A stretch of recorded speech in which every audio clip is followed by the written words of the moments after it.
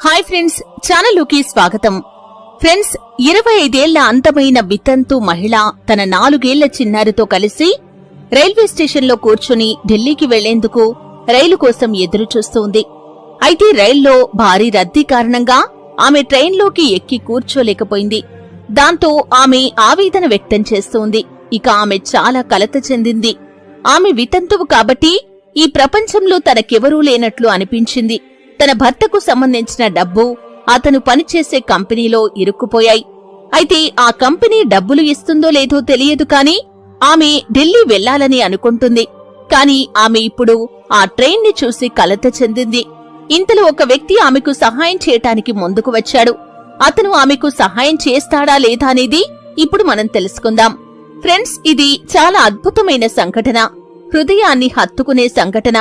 కాబట్టి వీడియోలోకి వెళ్లే ముందు మా చిన్న రిక్వెస్ట్ ఏంటంటే దయచేసి వీడియోని లైక్ చేసి ఛానల్ ని సబ్స్క్రైబ్ చేసుకోండి, ఎందుకంటే తర్వాత మీరు మర్చిపోతారు.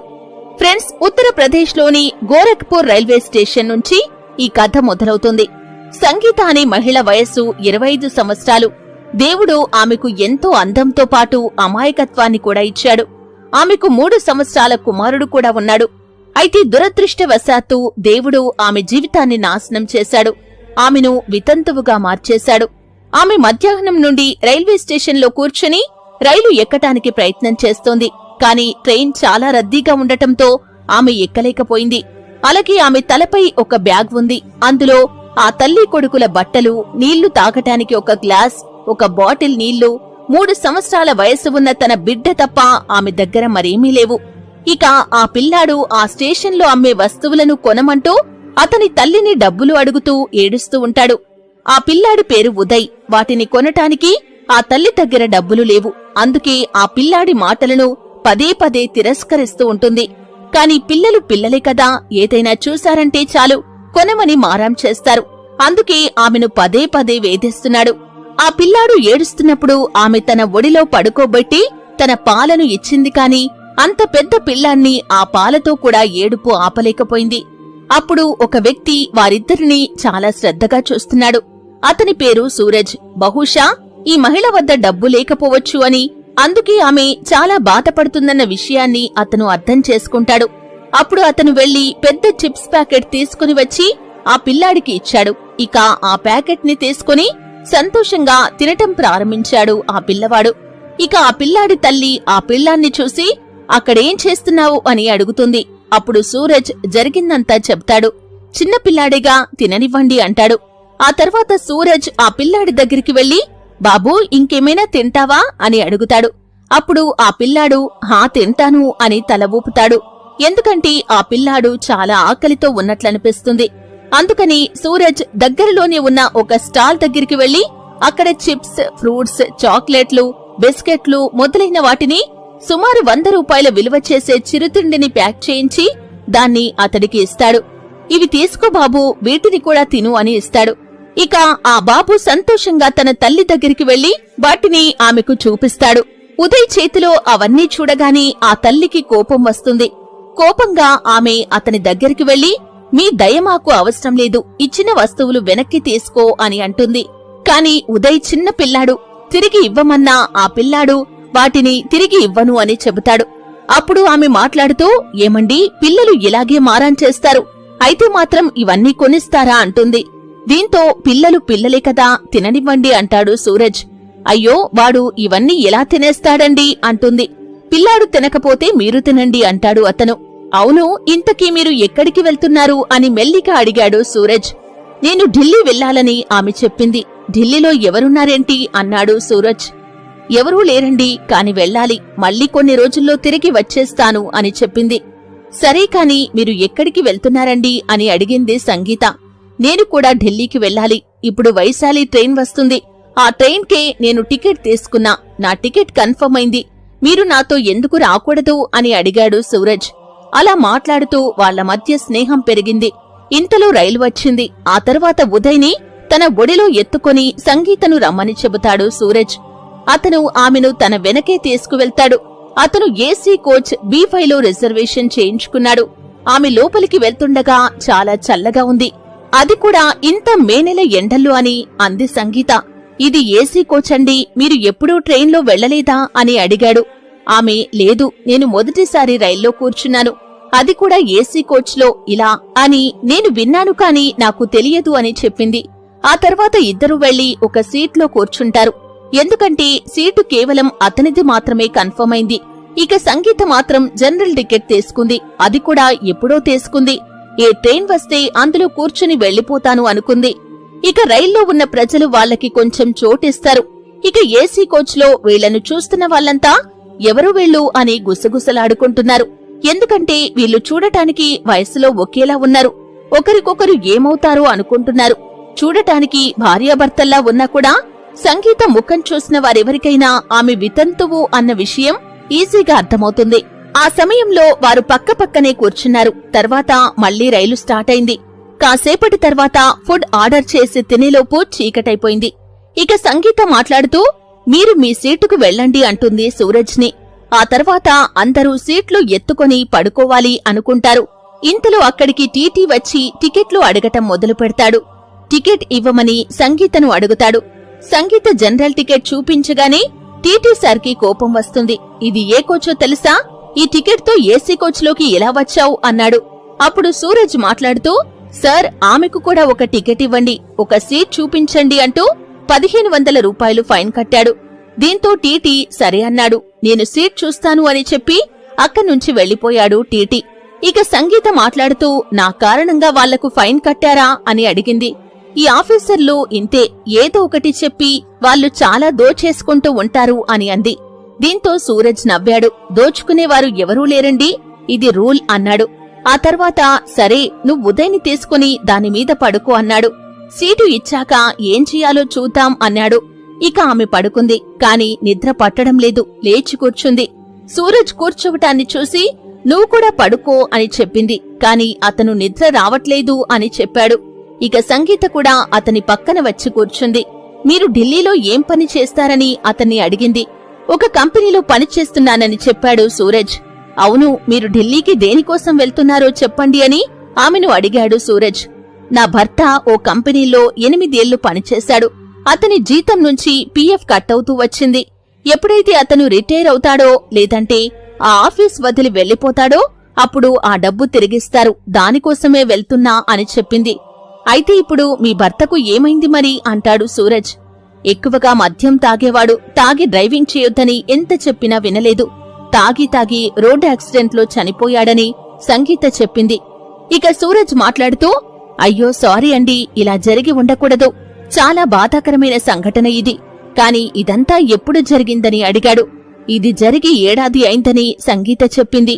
ఆ తర్వాత ఆ కంపెనీ వాళ్ళు మిమ్మల్ని డబ్బులు ఇస్తాం రండి అని మీకు చెప్పారా అని అడిగాడు సూరజ్. అవును, మేము డబ్బులు ఇస్తాం, 6 నెలలలోపు రండని చెప్పారు. అలాగే 50 నుంచి 60 వేల వరకు అయిందని, ఆ అమౌంట్ ఇంకా ఎక్కువ ఉండొచ్చని కూడా చెప్పారు. అయితే కొన్ని రోజులుగా వారు నా ఫోన్ ఎత్తటం లేదు, నా ఫోన్ ని బ్లాక్ లిస్ట్ లో పెట్టారు. ఫోన్ కనెక్ట్ కాకపోతే బ్లాక్ లిస్ట్ లో పెట్టారని కదా అర్థం. కంపెనీ వాళ్ళు కూడా ఇలా చేస్తారని అనుకోలేదు. కాని ఏదేమైనా పైనవాడి మీద నాకు నమ్మకం ఉంది అని చెప్పింది. సరే, బాగా పొద్దుపోయింది, నువ్వు పడుకో అని అంటాడు సూరజ్. ఆమె పడుకుంటుంది, కాని ఆమె సూరజ్ ఇంకా పడుకోకపోవటాన్ని చూసి, మీరు అలా పడుకోండి, నిద్ర అదే వస్తుంది అని చెబుతుంది. ఇప్పుడు ఒక సీటులో 3 ఉన్నారు, ఒక బిడ్డ, 2 పెద్దలు. పడుకోవటమంటే చాలా కష్టంగా ఉంటుంది. ఆ ప్లేస్ లో ప్రస్తుతం నిద్రలో ఉన్న సంగీత పక్కన కాళ్లు పెట్టుకుని అతను నిద్రపోతాడు. సంగీత అతని కాళ్లు పట్టుకుని నుదుటిపై ఉంచుకుంటుంది. అంత మంచి మనిషిని ఆమె తాకటానికి ప్రయత్నిస్తుంది. ఎందుకంటే అతను ఆమెకు చాలా సహాయం చేశాడు. అందుకే ఆమె అతని పాదాలను తలమీద పెట్టుకుని నిద్రలోకి జారుకుంటుంది. అలా ఉదయం అయిపోతుంది. ఆ తర్వాత ఇద్దరూ ఢిల్లీకి చేరుకుంటారు. కాని ఎక్కడో ఈ ఇద్దరు ఒకరి హృదయాల్లోకి మరొకరు చేరుకున్నట్లు అనిపించింది. ఇక ఢిల్లీలో దిగాక ఎక్కడికి వెళ్తావు అంటాడు సూరజ్. నేను ఈ చిరునామాకు వెళ్ళాలి అంటూ ఒక కార్డిచ్చింది. అయితే అది నోయిడా కంపెనీ, ఇక్కడ ఢిల్లీలో బ్రాంచ్ ఉంది, మీరు ఆ ఆఫీస్కి ఎలా వెళ్తారు అని అడిగాడు. ఎవరో ఒకరిని సహాయం అడుగుతూ వెళ్తాను అందామే. అయితే అది అంత సులువు కాదు, సరే నేనే నిన్ను అక్కడికి తీసుకువెళ్తానని చెప్పాడు. ఆ తర్వాత సంగీత కళ్లల్లో నీళ్లు వస్తాయి. ఆమె చాలా భావోద్వేగానికి గురై, మీరు నాపై చూపిస్తున్న దయకు నేను మీకు జీవితాంతం రుణపడి ఉంటాను. అని చెప్పింది. నాకు డబ్బు వస్తే అప్పుడు నేను మీ డబ్బు కూడా తిరిగి ఇచ్చేస్తానని కూడా చెప్పింది. అప్పుడు సూరజ్ ఇలా అంటాడు, డబ్బు గురించి మాట్లాడొద్దు, మీరు నా డబ్బు గురించి మాట్లాడితే నేను మిమ్మల్ని ఎక్కడికి తీసుకెళ్లను అంటాడు. సరే అయితే మళ్ళీ మీ డబ్బు గురించి మాట్లాడను, సారీ అని చెబుతుంది. అలా అయితే నాతో రా అని ఇద్దరూ ఆ కంపెనీకి వెళ్తారు. ఆ తర్వాత అకౌంట్స్ డిపార్ట్మెంట్ కి వెళ్లి వివరాలు కనుక్కుంటారు. అక్కడ వాళ్ళు చెప్పిన విషయాలు విన్నాక సంగీత షాక్ అయిపోతుంది. ఎందుకంటే ఆ కంపెనీ వారు ఏమని చెప్పారంటే, నామినీ ప్లేస్ లో మీ భర్త తన తండ్రి పేరు రాశారని, కాబట్టి అతని డబ్బు సుమారు 70,000 అతని తండ్రికి ఇస్తాము అని చెబుతారు. నువ్వు అతని భార్యవే అయినా కాని నీకు ఇవ్వలేమని వాళ్ళు ఆ విషయం చెప్పటంతో ఆమె ఆశ్చర్యపోయింది. ఇక సూరజ్ మాట్లాడుతూ, అవును, ఇంతకీ మీకు ఎప్పుడు పెళ్లైంది అని అడిగాడు. 6 ఏళ్ల క్రితం అని చెప్పింది సంగీతం. అయితే మీ భర్త ఎంతకాలంగా ఇక్కడ ఉద్యోగం చేస్తున్నాడని అడిగాడు సూరజ్. అతను ఇక్కడ 8 ఏళ్లుగా పనిచేస్తున్నట్లు చెప్పింది. అందుకే మీకు ఈ డబ్బు రాదని చెప్పాడు. ఆ తర్వాత ఇద్దరూ అక్కడ్నుంచి వెనక్కి తిరిగి వచ్చేస్తారు. అప్పుడు సూరజ్ మాట్లాడుతూ, ఒక పని చెయ్యండి, మీ మామగారికి ఫోన్ చేసి ఇక్కడికి రమ్మని చెప్పండి అంటాడు. కనీసం మీ అత్తగారినైనా వెంటబెట్టుకు రావాల్సింది అంటాడు. దీంతో అత్తగారింట్లో నాకు మర్యాదే ఉండదు అని ఆమె చెప్పింది. అత్త నన్ను తిట్టేది, మరదలేమో గొడవ పడేది, నన్ను ఎవరూ కూడా తమ ఇంట్లోని వ్యక్తిగా భావించేవాళ్లు కాదు. అందుకే నాకు ఎవరైనా సహాయంగా రండి అని పిలిచాను కాని నాతో ఎవరూ రాలేదు అని చెబుతోంది. ఒకవేళ ఈ డబ్బు వస్తే నా దగ్గరే ఉంచుకుందామనుకున్నా, ఎందుకంటే ఆ డబ్బు నాకు ఎంతో సహాయపడుతుంది. ఇప్పుడు నా కొడుకు పేరు మీద ఎంతో కొంత డిపాజిట్ చేయాలి, అలాగే ఒక చిన్న దుకాణం పెట్టి బ్రతకాలనుకున్నాను.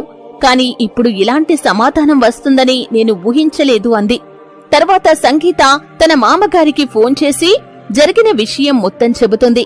మీకే ఆ డబ్బులు మొత్తం ఇస్తారంట, మీరు ఇక్కడికి రావాలి అంటుంది. అప్పుడు ఆమె మామగారు మాట్లాడుతూ, సరే నేను 2-3 రోజుల్లో వస్తాను అన్నాడు. ఇక ఆ తర్వాత మరి ఇప్పుడు మీరెక్కడికి వెళ్తారని సంగీతను అడుగుతాడు సూరజ్. అప్పుడామె నాకు ఎక్కడికి వెళ్లాలో అర్థం కావటం లేదని చెబుతుంది. నా దగ్గర 500 రూపాయలు ఉంటే వాటిని తీసుకుని ఇంత దూరం వచ్చాను, కాని ఇప్పుడు తిరిగి వెళ్లటానికి కూడా నా దగ్గర డబ్బు లేదు, 150 రూపాయలు మాత్రమే మిగిలి ఉంది అని చెబుతుంది. దీంతో సూరజ్ మాట్లాడుతూ, సరే అయితే నా రిక్వెస్ట్ ఏంటంటే మీరు మా ఇంటికి రాగలరా ప్లీజ్ అని అడిగాడు. మీరు నన్ను తీసుకెళ్తే నేను ఎందుకు రాను అందామే. అయితే సూరజ్ కి జనక్పూర్లో 135 గజాల స్థలంలో 2 అంతస్తుల ఇల్లు ఉంది. ఒకటి అద్దెకిచ్చాడు, ఇంకో దాంట్లో అతను ఉంటున్నాడు. వీళ్లంతా కలిసి అక్కడికి వెళ్లారు. అయితే నెల రోజుల తర్వాత అతను ఢిల్లీ వచ్చి తలుపు తెరిచాడు కాబట్టి అతని గది మొత్తం కూడా దుమ్ముతో నిండిపోయింది. ఇక సూరజ్ సంగీతకు స్నానం చేయమని చెప్పి మోటార్ స్టార్ట్ చేసి, మీరు స్నానం చేసిరండి, ఈలోపు నేను ఇల్లును శుభ్రం చేస్తాను అని చీపురు తీసుకుని ఇంటిని శుభ్రం చేయబోతుండగా సంగీత అతని చేతుల్లో నుండి చీపురును లాక్కుంటుంది. వద్దండి, నేను శుభ్రం చేస్తాను అంటుంది. మీరు స్నానం చేయండి, నేను శుభ్రం చేస్తాను అని అతడు చెబుతాడు. ఇలా ఇద్దరి మధ్య చిన్న ఘర్షణ జరిగి చివరికి సంగీతే ఇల్లంతా శుభ్రం చేసేస్తుంది. ఇల్లు శుభ్రం చేశాక తర్వాత వాళ్ళిద్దరూ వంతుల వారీగా స్నానం చేస్తారు. ఆ తర్వాత బయట నుంచి భోజనం పార్సల్ తెప్పించి భోజనం చేస్తారు. ఇక భోజనమయ్యాక రాత్రి పడుకునే సమయం వచ్చింది. అయితే అతడికి ఒకే మంచం ఉండేది, దానిపైనే ఉదయ్తో కలిసి పడుకున్నాడు. ఇక సంగీత మాత్రం కింద చాప వేసుకుని పడుకుంది. ఇలా రాత్రి 12 గంటల వరకు ఇద్దరూ తమ సుఖ దుఃఖాల గురించి మాట్లాడుకుంటున్నారు. వారు మాట్లాడుకుంటూ ఉండగా తన భర్త పనిచేసిన కంపెనీ మేనేజర్ నుంచి ఫోన్ కాల్ వస్తుంది. ఎందుకంటే అతను సంగీత నెంబర్ తీసుకుని ఉన్నాడు కాబట్టి. ఆమెకు ఫోన్ చేసి, ఎలా ఉన్నావు సంగీత అన్నాడు. ఇక సంగీత మాట్లాడుతూ, సార్ నేను బాగానే ఉన్నానని చెప్పింది. మీకు ఆ డబ్బు రాదని తెలిసి కొంచెం బాధగా అనిపించింది, కాని నేను మీకు చాలా సహాయం చేయగలను, మీరు అంతకంటే ఎక్కువ డబ్బు సంపాదించవచ్చు అని అతను చెప్పాడు. అవునా, ఎలా సార్ అని అడిగింది సంగీత. దానికి బదులుగా అతడు జవాబిస్తూ, నేను మీకు మంచి ఉద్యోగం ఇప్పిస్తాను, మీకు చాలా డబ్బు వస్తుంది అని అన్నాడు. అప్పుడు ఆమె, సార్ నేను చదువుకోలేదు కదా, మీరు నాకు ఏ ఉద్యోగం ఇస్తారు అని అడిగింది. హే, నువ్వు చీపురుతో స్వీపింగ్ చేసినా చాలు, నీ పని బాగా జరిగిపోతుంది. ఇది ఢిల్లీ, ఇక్కడ డబ్బు ఇచ్చేవాళ్లకు కొదువ ఉండదు. నువ్వు చాలా అందంగా ఉన్నావు. ఆఫీస్లో నువ్వు డబ్బు రాదని తెలిసి బాధపడుతున్నప్పుడు నాకు కూడా బాధగా అనిపించింది. నాకు ఎంత బాధగా అనిపించిందంటే నీ కౌగిలింతలో ఏడవాలనిపించింది. నిన్ను చూసినప్పటినుంచి నాకు చాలా ఏడుపొస్తోంది అన్నాడు. అప్పుడు సంగీత ఆ డబ్బు నాకు వస్తే గనక నాకు చాలా సపోర్ట్ ఉండేదని, నా కష్టాలు చాలా వరకు తీరిపోయేవని చెప్పింది. ఆ డబ్బు నీకు రాదని అకౌంట్స్ డిపార్ట్మెంట్ కు చెందిన ఆ మేనేజర్ చెప్పాడు. అయినా నువ్వు ఆ డబ్బు వెనక ఎందుకు పరిగెడుతున్నావు? అంతకంటే ఎక్కువ సంపాదిస్తావని చెబుతున్నా కదా అని అన్నాడు.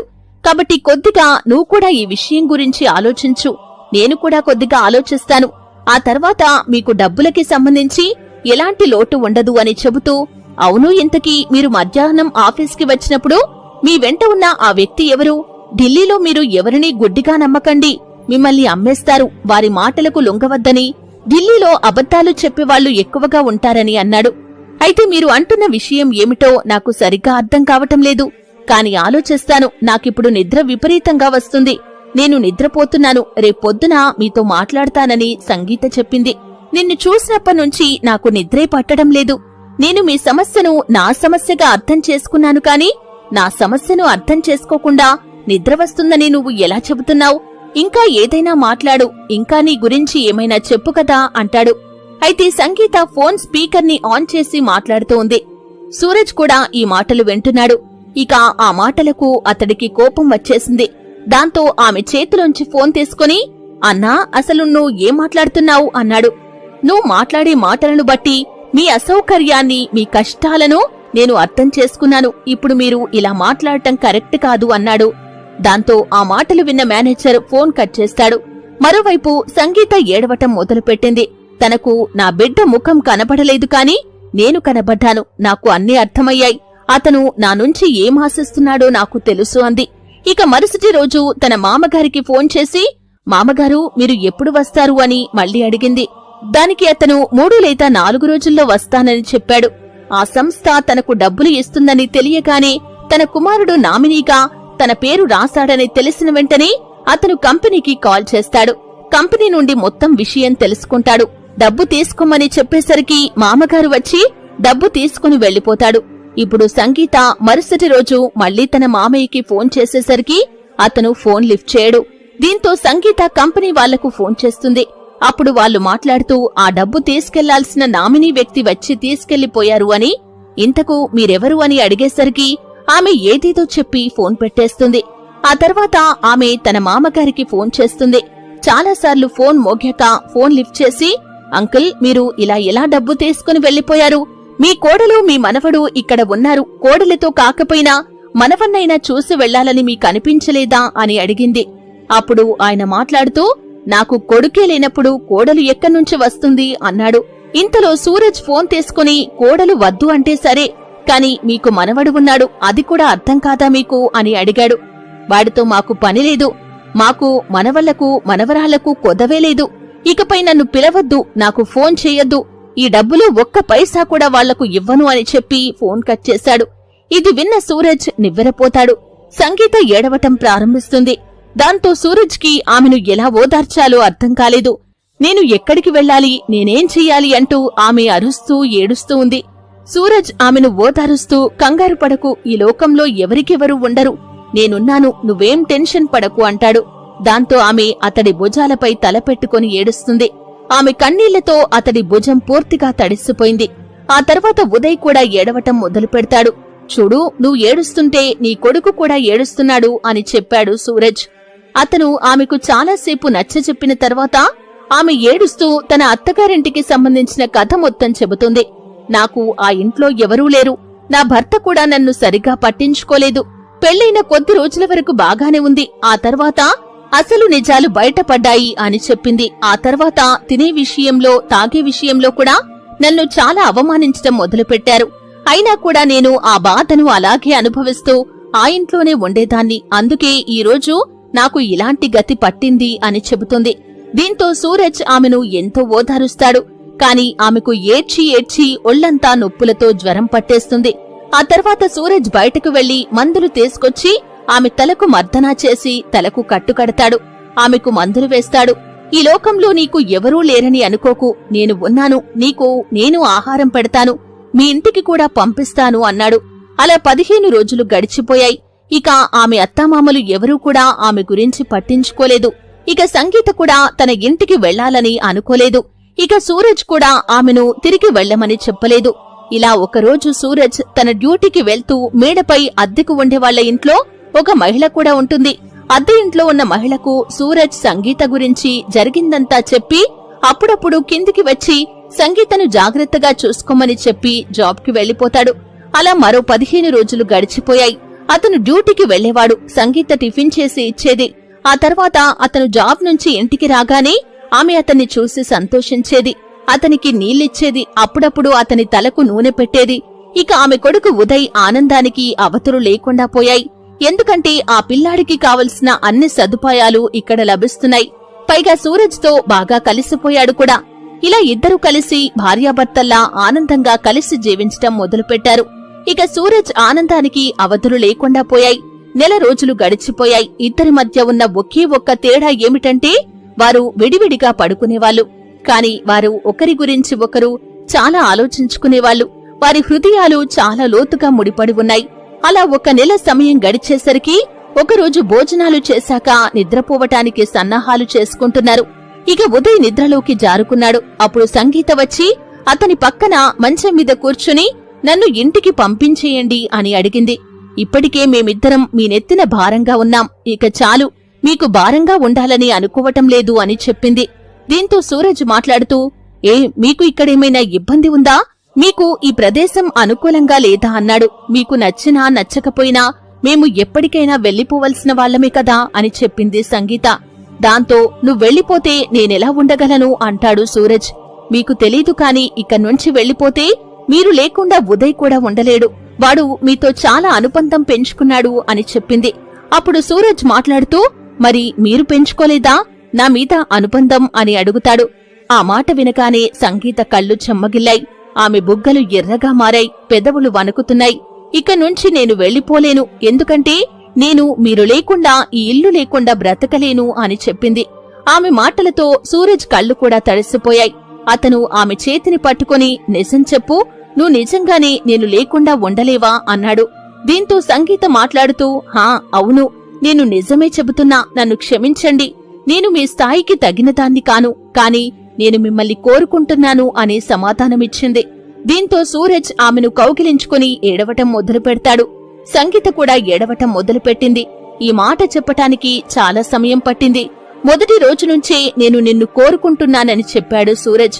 అయితే అప్పటికే సూరజ్ తల్లిదండ్రులు అతని వివాహం గురించి మాట్లాడుకుంటున్నారు. అయితే ఇప్పుడు తాను తల్లి కొడుకులతో కలిసి జీవిస్తున్నానని తన తల్లిదండ్రులకు చెప్పలేదు. కాని మరుసటి రోజు అతను తన తల్లిదండ్రులకు ఈ విషయాన్ని చెప్పాడు. దాంతో వాళ్లు కూడా కొడుకు కోరికను కాదనలేక సంతోషంగా వారి సంబంధాన్ని అంగీకరించారు. ఇక సూరజ్ కి కూడా దాదాపు 40,000 వరకు జీతం వస్తుంది.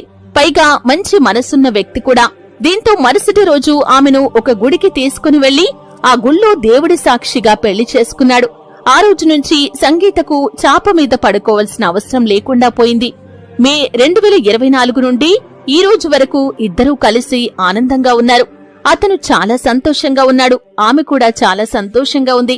ఫ్రెండ్స్, ఇది మరి ఇవాల్టి మన వీడియో. ఫ్రెండ్స్, ఈ సంఘటనపై మీ అభిప్రాయం ఏంటో కింద కామెంట్ సెక్షన్ లో తెలియజేయండి. అలాగే ఈ వీడియో మీకు నచ్చితే లైక్ చేసి మీ ఫ్రెండ్స్ అందరికీ ఖచ్చితంగా షేర్ చేయండి. జై హింద్, జై భారత్.